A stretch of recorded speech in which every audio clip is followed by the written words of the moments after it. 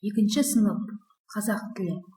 Сабақтың тақырыбы: ұшу аппараттары туралы не білемін? Дара және күрделі сын есім. Оқу мақсаты: дара және күрделі сын есімді табу, сұрақ қою арқылы мәтін түрлерін және құрылымдық бөліктерін анықтау. Бағалау критерийлері: дара және күрделі сын есімді табады, мәтін түрлерін және құрылымдық бөліктерін анықтауды біледі. Оқушылар, қандай ұшу аппараттарын білесіңдер? Олай болса, ұшу аппараттары туралы кеңірек мағлұмат алайық. Бұл ұшақ. Ұшақ күштік қондырғы көмегімен атмосферада ұшуға арналған. Қозғалмайтын қанаты бар. Ауадан ауыр ұшу аппараты.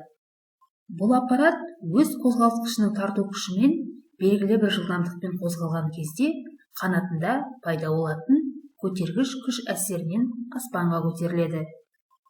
Жылдамдығы 2000 км/сағатқа дейін. 8 және 12 км биіктікке ұшады. Ішіне көп адам сияды. Ал бұл тікұшақ.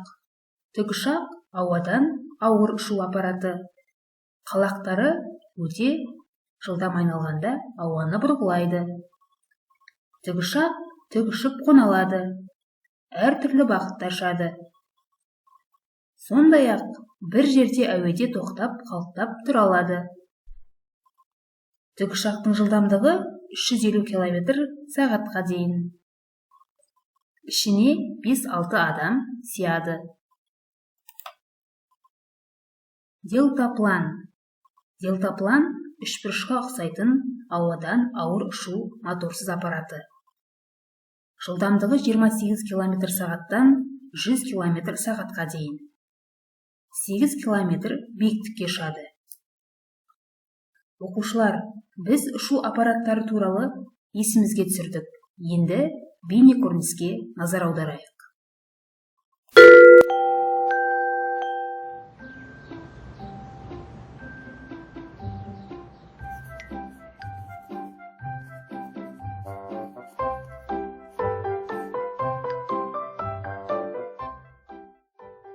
Дана, не жазып отырсың? Мына суретке қарап, қызды сипаттап жазып отырмын. Қане оқышы. Бұл қыздың көздері шашы қара, ұзын шашын жайып қойған, маңдайы ашық, кірпіктері де ұзын, көздері үлкен, қастары жіңішке етіп сызылған, мұрны тік, беті сопақша, терісінің түсі ақ, тістері тегіс әппақ, жіңішке ерні қызыл түспен боялған. Мен сенің айтуың бойынша сол қыздың суретін салдым. Ұқсай ма? Жоқ, онша ұқсамайды. Неге? Мен жақсы суретші емеспін. Сен де жақсы етіп сипаттай алмадың. Өзіңіз ғой сала алмаған. Әйтпесе мен ештеңесін қалдырмай айтып шықтым. Дана, сен бұл қызды сипаттағанда ылғи дара сын есімдерді қолдандың. Меніңше, мұны дара емес, күрделі сын есімдермен суреттеген дұрысырақ. Аға, олардың айырмашылығын түсіндіріңізші.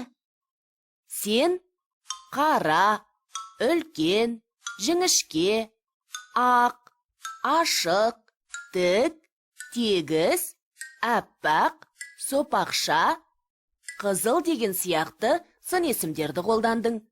Мұндай бір сөзден ғана тұратын сын есімдерді дара сын есім дейді. Күрделі сын есім екі не одан да көп сөзден жасалады.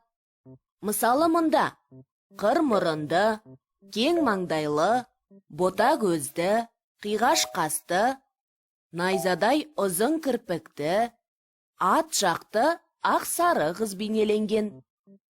Иығына төгілген қара шашы жібектей жұмсақ екені байқалады.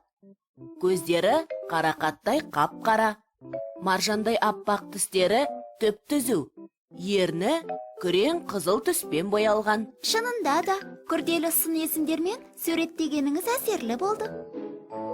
себебі адам бет пішінінің өзі күрделі ғой. Оқушылар, бейне көріністе көргендеріңдей сын есім дара және күрделі болып екіге бөлінеді. Сұрағы қандай қай? Дара сын есім бір сөзден тұрады. Мысалы, көк, қою, үлкен. Күрделі сын есім екі не одан да көп сөзден тұрады.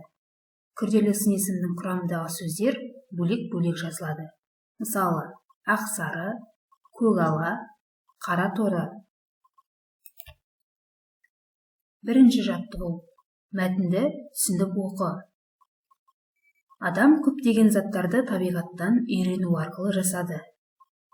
Табиғатты терең бақылап қарау арқылы ұшу аппараттарын ойлап тапты. Мәселен, құстың ұшу ерекшелігін зерттеп, оны үлкен-үлкен ұшақтар жасауға пайдаланды. Балықтарды зерттеп, сүңгуір қайық жасады. Инелікке қарап, тікұшақ жасады. Міне, осы сияқты адамның табиғаттан үйренгені көп. Оқушылар, мәтін не туралы? Мәтін неше бөліктен тұрады? Мәтін түрін анықта. Қандай ұшақ түрлерін білесің? Мәтіннен сын есімді тауып, оның неше сөзден тұратынына назар аудар. Екінші жаттығу. Ойлан тап.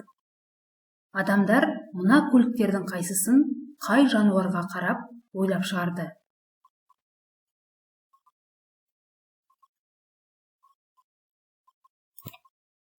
Ал келесі жаттығуда өлеңді қатесіз жазып, сын есімді табамыз.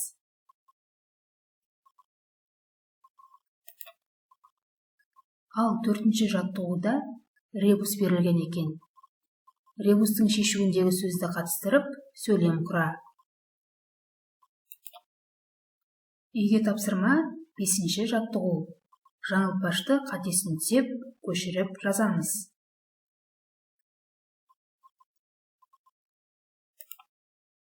Ал енді оқушылар бағдаршам түстері арқылы кері байланыс жасаймыз.